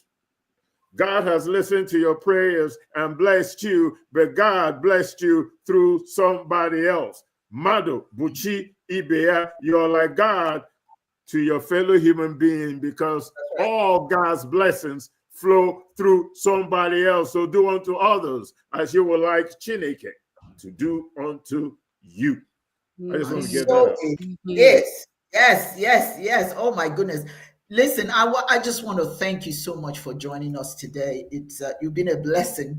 It was just beautiful to listen to your wisdom, and Yeah. I always let people know everybody has wisdom. Very Everybody has interesting. something to Yes. share, Bravo. and it was just Thank you so much for sharing your journey with us. And I hope that if I invite you again, you will join us for other future discussions. So I know you have to go. So, but thank you Definitely. for being here. Then thank Like you all. And Thank thank as you. we you say, for the work you've been doing. Like I said, I've been watching for the past year and a half. I've been sharing with my friends. So thank you for all the work that you do as well. okay, Alrighty, y'all. Take Bye-bye. care. yeah. Yeah. All right. So, Well, what a blessing. What a Lydia, blessing. yeah, it's you and I now. I mean, it's just wonderful. I want to say, Blessing. I want to add, I want to add some thought that I want you to expand on, Yeah. and that is the fact that often, and I think it's important that everybody understands it. We believe that there's so many religions out here that really want to do good, and many Yeah. members of those, they do good things. There are many people who True. believe in goodness.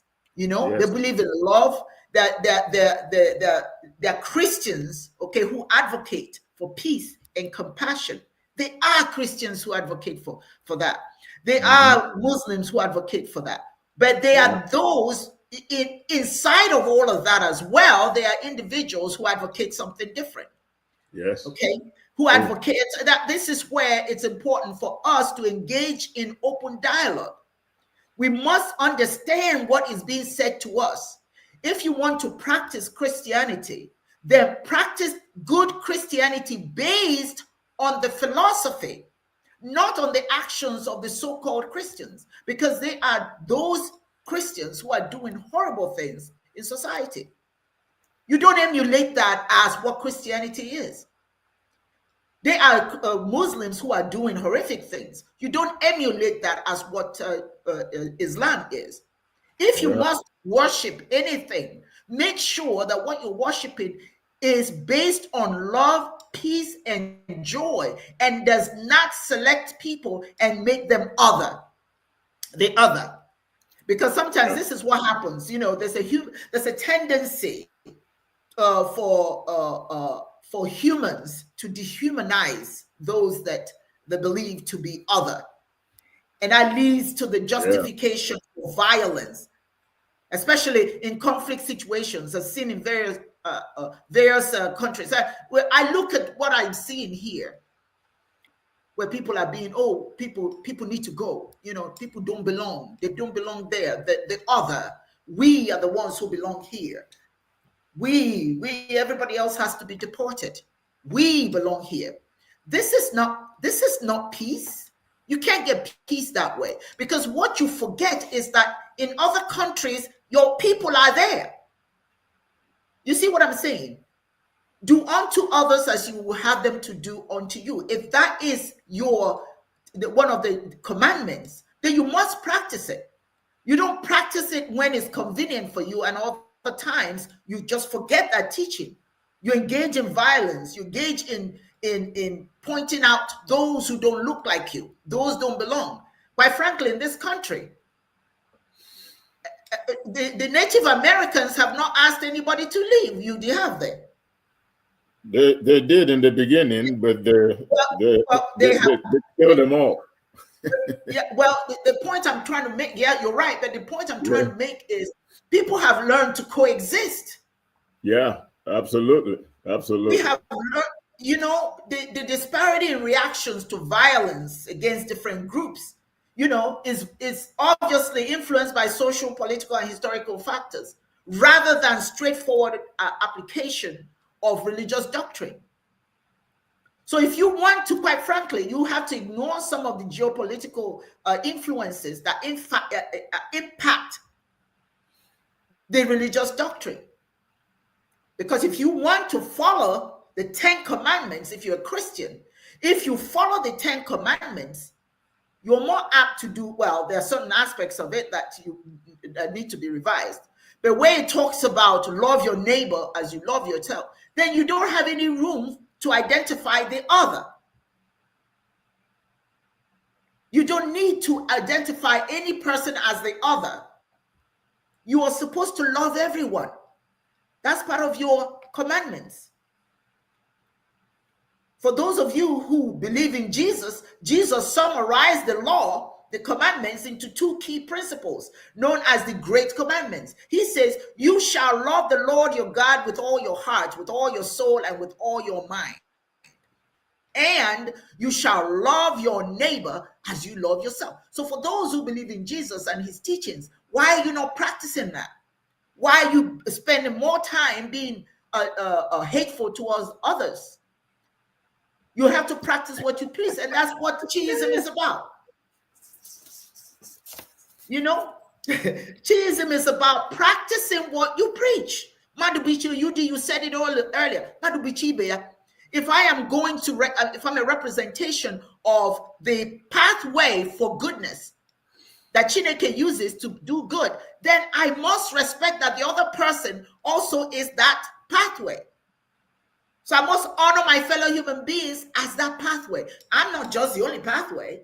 That person, that other person is as well. African spirituality says, if we say this all the time.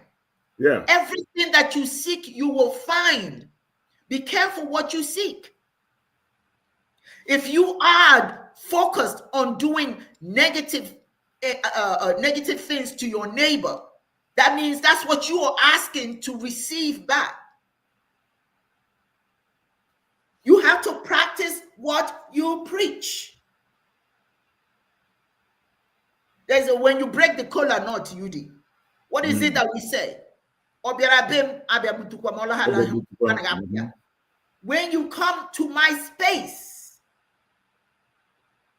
bring nothing but goodness in your heart. Bring nothing but goodness into my space, so that that's what follows you wherever you go. Let us all enjoy. Let us all enjoy what the world has to offer, no matter our religions. But the thing about it is, if you are an African, see what principles you can take from African spirituality and apply it in your relationship with the world. Apply it in your relationship with nature. Because there's so much good in African spirituality. Never mind all the naysayers and all the negativity. There is no perfect anything.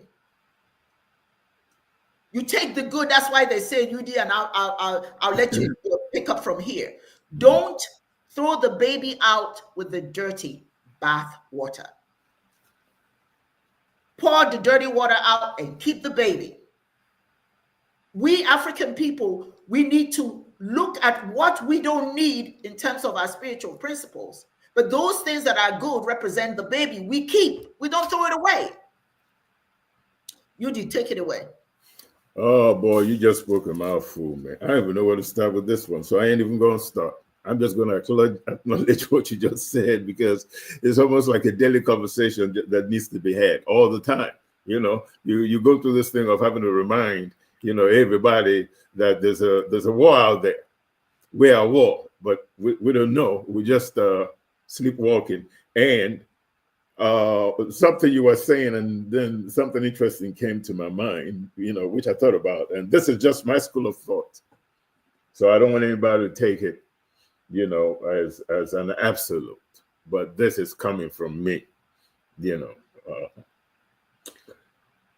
In the 10 Commandments, in our spiritual commandments in Africa, we don't have love your neighbor. You know, if my neighbor is Jeffrey Dahmer, I'm not loving him. If my neighbor is a Mexican cartel murderer, I'm not loving him. I'm not loving the enslaver. I'm not loving the colonizer. I'm not loving the neighbor as I love myself. We don't say that in African spirituality. And I've done some study for years. Always wonder, how come we don't say, love your neighbor as you love thyself? Remember, this is my school of thought. Because you shouldn't love your neighbor as you love yourself. It says, do unto others as you like others to do unto you. That's a more palatable commandment. And tell me, love my neighbor as I love myself. No. I don't need to love my neighbor as I love myself. If my neighbor is good, I love my neighbor. Everything that we talk about in Pan-African thought process in terms of our spirituality deals with consequences in our invocations. How do you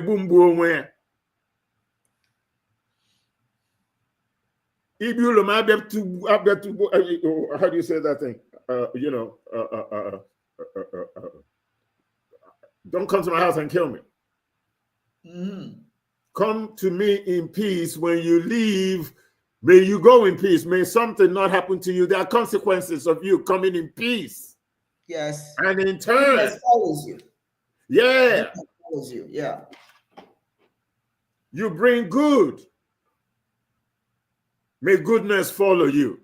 If you bring bad, may bad follow you. There are consequences in African spirituality, in our invocations and our incantations.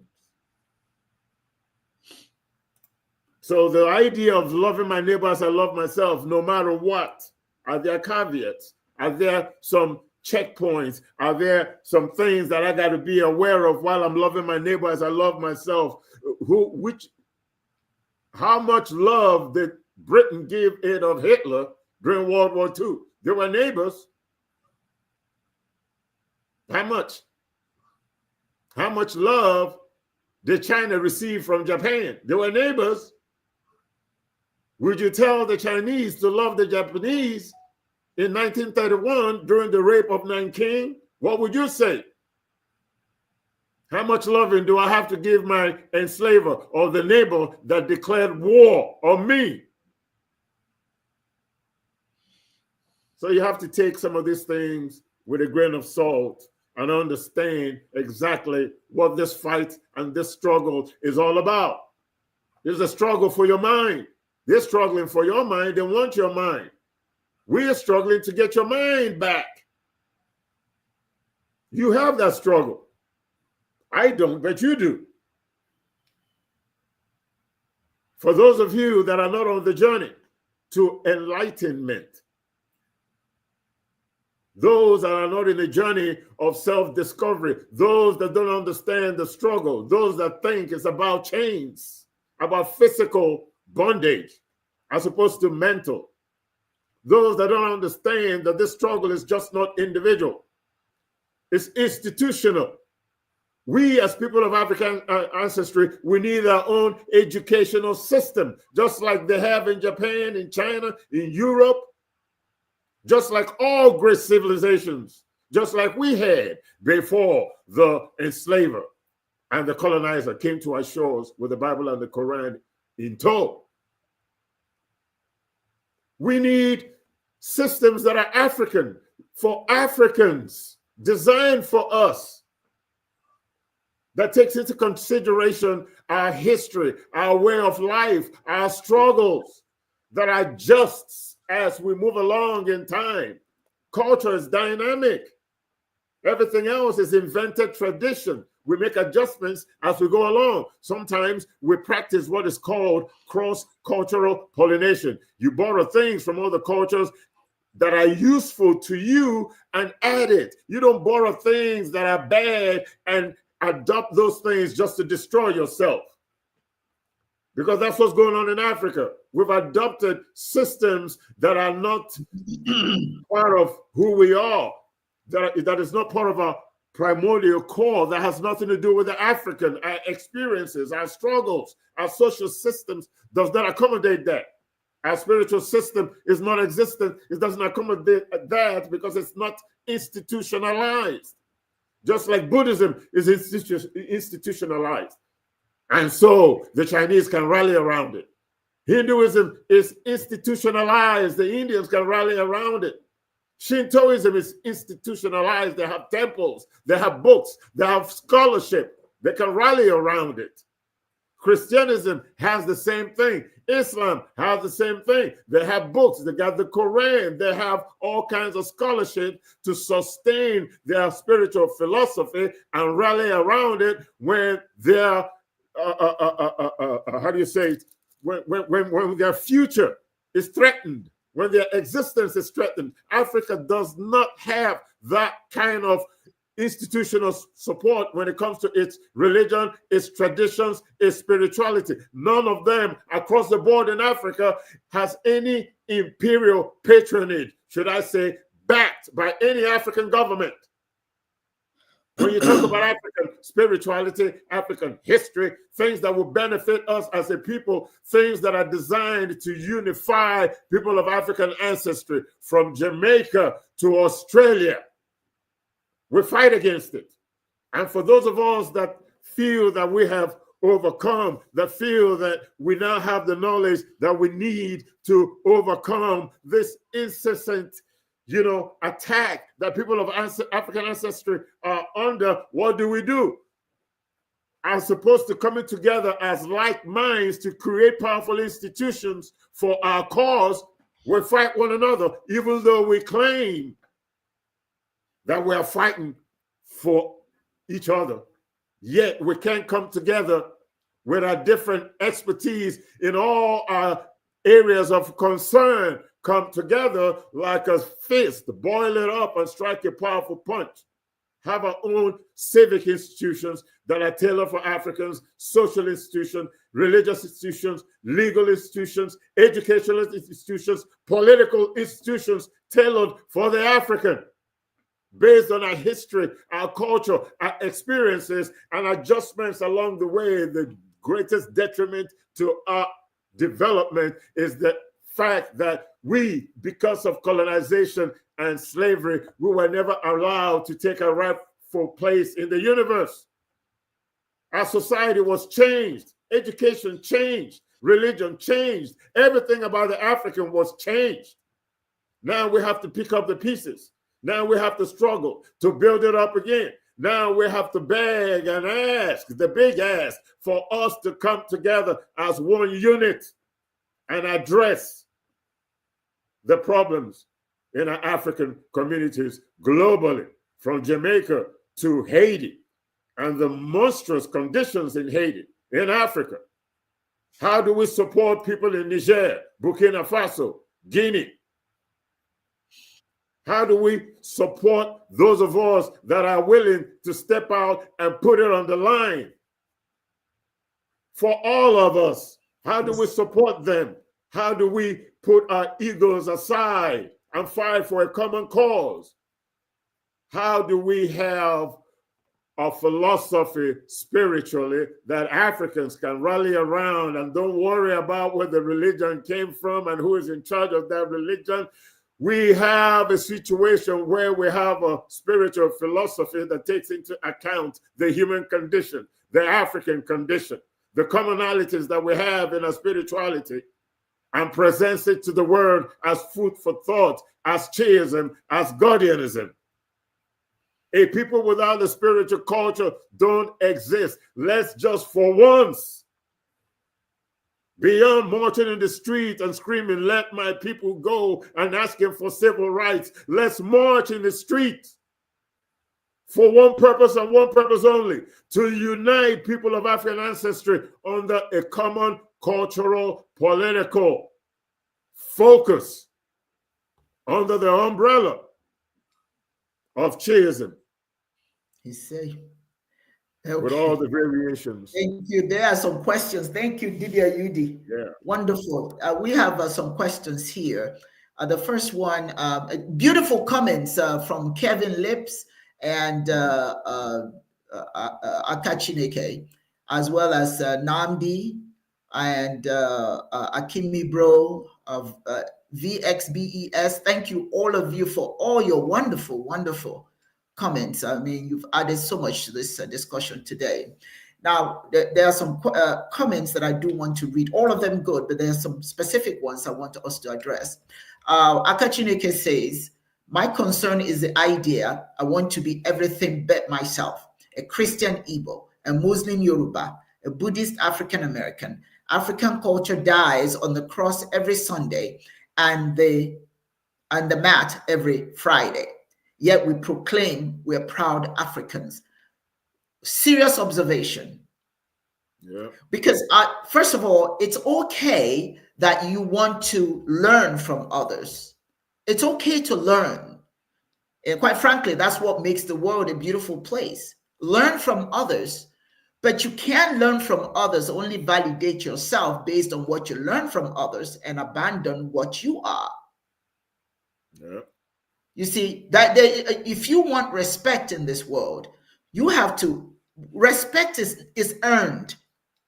People respect you when they can see that you respect yourself. Yep. So learn all that you will. Visit. I mean, I'm invited to different churches. I go. I don't leave these churches and become what I'm not. I go there because the world the world is full of diversity, and you learn and you grow from diversity. But you don't stop being who you are. So that's a very good comment that she made, and that's true. Because a lot of us claim that we are this. I'm a Christian. This, I'm a Christian. There's some shows that you watch, and a woman the other day. There's a show that's Pop the Balloon, and there's this gentleman, really nice looking gentleman, and all she wanted to make sure was that he was Christian, and if he wasn't Christian, she can't. I say, well, I know Christian crooks. I know Christian people who do bad things too. You can't base his worth on the religion that he practices.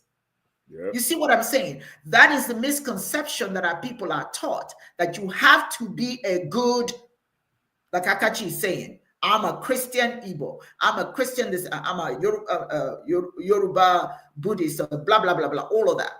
Okay? You embrace all of that, but you reject your own. And then a good-looking gentleman is standing in front of you, and what is your concern? You're not concerned about what kind of a human being he is. Your concern is he a Christian? You pop the balloon because he's not a Christian. And you don't know him. And yet there are people in every religion who do bad things. So that's not justification for, because what she did that day was he became an other. He became the other. Because if you're not like me, then you're the other. Then I have to hate you. And that's judge not, so you shall not be judged. That's right. Don't judge. And then there's a comment here, a question by Akachi again, and then I'll go to something that Kevin said. You can address what Kevin said. Akachi said, since the church is dying in the US, then where do we rally together if so many are afraid to be African?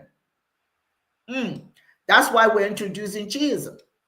And one of the things I love about Chiism is you're allowed to be who you are.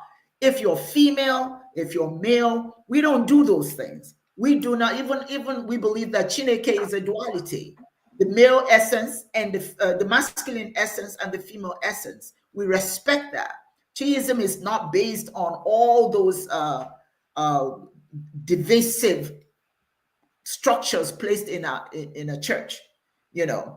I don't know, Akachi, besides what we're offering, I know for a fact that anybody who walks through our door is welcome. Anybody. If you're Christian, if you're Muslim, you're Chi's as far as we're concerned, because you believe in Chineke. Now, our hope is to teach you, if the reason why you came into our space is to do something other than what you're familiar with. The one thing we can say to you is, Madu Buchibea, while you're in our space, understand, we are God to each other. We love and respect each other. This is the way of our ancestors. And we are asking you to reclaim that because it is yours. It's still within you. It's still in the recesses of your mind, if you would just recapture it. That is what African spirituality is. That's what Chiism is. Every one of us have to come together, like Dibia Yudi said. We have to rally under something. And that something is the goodness of our people, the kindness of our people. The highest religion is love. We must love each other. We've been taught to hate each other. We've been taught to see that the people who go to hell look like you and I. We've been taught that the people who are devilish, the devil himself, well, it was just recently, remember, the devil used to be painted black, but they've now changed it to red, right? Okay, because of all the protests, against the devil being black. Anything that's negative, it looks like you and I. But we welcome you to a space that says everybody's good. You are perfect just the way you are. because Chineke did not make a mistake when he created, when our ancestors were created. So we need to embrace that. We're not teaching here that you hate people. That is not, that's not what we're saying. We say though that you demand respect. You demand respect, and the only way you demand respect or you can get respect is to respect that which is your own. Learn from others, absolutely. But take the time to research who you are, your spirituality, and the biggest aspect of African spirituality is, and I repeat it, Maduchi Bichibeya, we are God to each other. Okay? And Monachiso, I walk with the power of Chineke with me. And because of that, I fear nothing seen and unseen. All the goodness in the universe I claim as my divine inheritance. We are divine beings. So within the Chinese environment, we encourage that. Okay? Everybody, now the comment, and you can address this one, Dibia Yudi. Anybody who seeks higher principles of enlightenment is going to want the betterment of other people, not just themselves. However, they realize they have to stabilize themselves first. Thank you, Kevin. You did address that. Yep, just leave it up there. Let me read that again. Anybody who seeks higher principles of enlightenment is going to want the betterment of other people, not just themselves. Right? This addresses this diversity. This, I believe that every human being has the right to worship God in the way they understand best without bitterness. Right? That's it. That's really your spiritual responsibility to your fellow human being. This understanding that diversity is divine. One size does not fit all. There are different species of dogs, of plants, of insects, of animals, even water. There are rivers, there are lakes, there are ponds, there are streams, right? There are lagoons. There are all kinds of bodies of water. Nothing is standard in this world. God did not create just bees. There are wasps. There are soldier ants, red ants. There are Chinese people, African folks, Europeans. There are lions. There are tigers. There are domestic cats. There are cheetahs. They're all cats. There are all kinds of trees, all kinds of grass. There's nothing in the world that is standard. And for anybody to come and tell you that the world is standard, is lying to you, is deceiving you. It's your responsibility to seek the betterment of your fellow human being because it unifies. Peace is fostered all over the world. You just have to believe it, live it, understand it. Don't worry about who is reciprocating and who is not. You have to be spiritually responsible to want the betterment of everybody. Of everybody else. That makes you African. Spiritually, that is. Here's a question, Dibia Yudi. Here's a question by Akachi. What do you say to the elders in the US that say we need to rally who we are in the Black church? Because that's what we did in the US to survive. That's what you did back then in the US to survive. This is 2024. This is the 21st century. Different fight. You have to modify what you did during slavery. Yes, ma'am. Okay? Yes, okay. Now you have to add to the Black church so that young people will come there to learn something that's a little bit more definitive of who they are now. Okay, it is a space that brings people together, yes, but it's important. What are you teaching? I don't want to really say, but I did go to a church one day, and they were talking about how Africans need to respect African spirituality, African way of life, and yet they turn around and start preaching something else, something that's totally foreign. I was like, I'm so confused here. I don't call the name, please. I said, this is a bit confusing because on the one hand you're saying embrace African spirituality, and then on the other hand you're serving us quotes from the Holy Book. But anyway, Dibia Yudi, we have just 1 second left. All of you have wonderful things that you have said. Thank you for sharing. Thank you for your thoughts. VXBES. A lot of us are confused with our identity. Slowly but surely, we will figure it out. You are so right. We will figure it out. It's coming. It's coming. And then somebody else here that I want to just quickly say, this is SMH369. We welcome you. She indicated that she's glad to be here, and the fact that the Arabs in Africa have caused devastation on the continent. That is so true. What a tragedy. Yes, that's true. That is very true, and that's the next conversation for the next workshop, for the next gathering. Thank you all. Yudi, you have any closing thoughts, because time has just the statement that Akachi just made, about the black churches and what they did back then, the black church. They need to flip it now. They need to change, right? They need to adjust. Culture is dynamic. Our issues now is different from the issues we had 100 years ago, 200 years ago. We need to deal with the world the way it is right now. So we need to readjust that and use that same black church, flip it around, and start talking about African stuff and Pan-African way of thinking in these black churches on Sunday, as opposed to preaching about Jesus Christ. Yes, very true. And thank you, Namdi, for your beautiful thoughts. It's not in form of a question, but very, very something that DOCC said, which is Namdi. He says, unfortunately, let me just put it here. He said, just accept Jesus. Unfortunately, a continued abuse of doctrine used by the obligatorily abusive to keep themselves and the masses cognitively,